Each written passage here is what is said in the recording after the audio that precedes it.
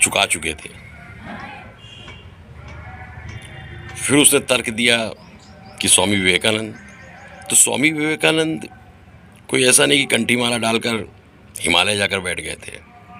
वो एक विश्व गुरु के अनुरूप कार्य कर रहे थे और गूढ़ रहस्यों को पर शोध कर रहे थे, और जो जो शोध का निष्कर्ष निकलता आ रहा था वो दुनिया के सामने समझ प्रस्तुत कर रहे थे।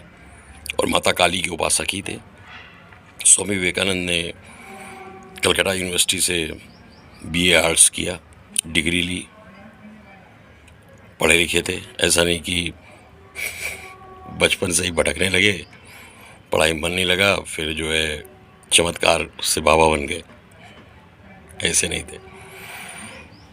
और बहुत ही अल्प आयु में उनका निधन हो गया। हो सकता है आगे जाके वो विवाह भी करते, क्योंकि उनको इस बात का ज्ञान था कि पितृऋण भी होता है।